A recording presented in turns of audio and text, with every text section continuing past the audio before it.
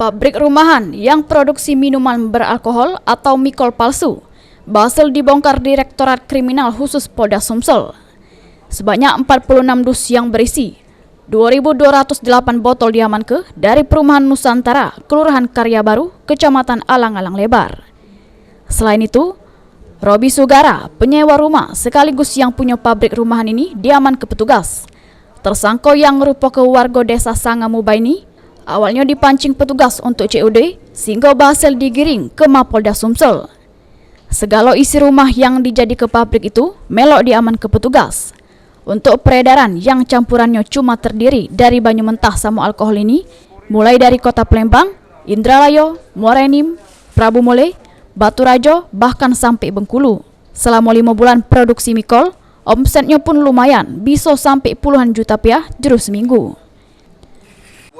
Minuman ini menciptakan diri dan dipasarkan di Provinsi Sumatera Selatan, hampir seluruhnya Provinsi Sumatera Selatan, sebagian dia jual juga ke Provinsi Bengkulu. Jadi itu selama 5 bulan kegiatannya mungkin sudah banyak, sudah ribuan botol yang dipasarkan. Omsetnya berapa nih Pak selama 5 bulan ini Pak? Per dusnya itu dia jual 450.000. Jadi satu minggu untuk satu kabupaten, untuk OI, Batu Raja, dia bisa mengirim sampai 50 dus. Dan ini palsu apa pelukan dan intinya? Palsu. Berarti undang-undang kesehatan berarti Bang ya? Kita kenakan undang-undang pangan dan undang-undang konsumen.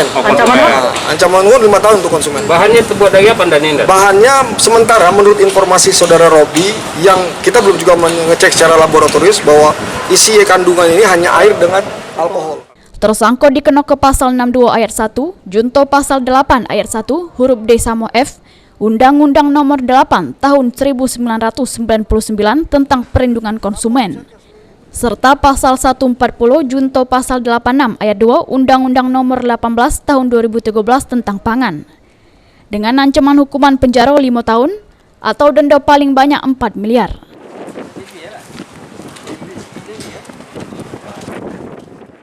Mulyadi, PAL TV.